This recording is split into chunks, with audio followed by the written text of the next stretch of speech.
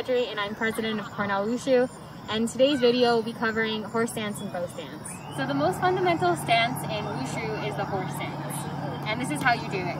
So you'll start with your feet together, you'll spread them once out, you'll spread your heels out 2, and you'll spread them once more 3, and after this you'll just adjust your feet so that they're parallel facing forward. And from here you will sink down. And when you are sinking down, you want to make sure that one, your feet stay parallel and that your knees stay over your toes because you don't want to injure your knees. Second, you want to make sure that your torso is up. So you don't want to be leaning forward, you want to keep everything straight. And along with that, you want to keep your hips kind of rolled in and your butt tucked in. And lastly, I'm going to demonstrate this from the side. You want your thighs to be parallel to the ground, if possible. Don't worry if when you're starting out, your thighs aren't parallel to the ground, but that's the ultimate goal. All right, and now on to bow stance. So to do bow stance is similar to a lunge in the fact that your front leg has a 90-degree angle. However, your back leg is straight out. And if I were to say that my front leg is facing completely forward and straight at a 0-degree angle, I would say that my back foot is pointed at a 45-degree angle here. And so again, like in the horse stance, you want to keep your torso up and straight, and you want to try and keep your hips as square as possible.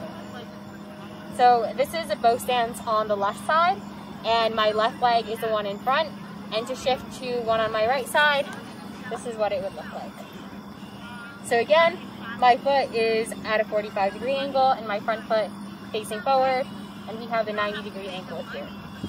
And so using the horse stance and the bow stance, I'll demonstrate a very basic Wushu combination, which is the bow stance to horse stance shift. So here, you're in your horse stance, and then you shift into your bow stance. And you really want to use the power from your back leg for whatever will be your back leg in the bow stance.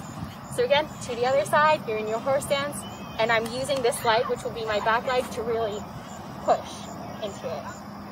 And it's all right if when you're shifting from your horse stance into your bow stance that you have to push your back leg out a little bit.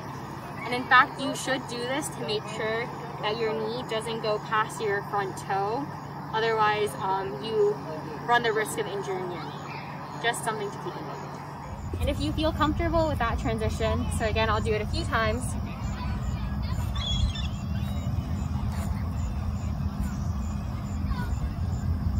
You can include your basic chamber and punch, as Devin had demonstrated earlier in the previous video. So what it would look like is you would have your chamber in your horse stance, and you would punch with the opposite hand as you shift into your bow stance.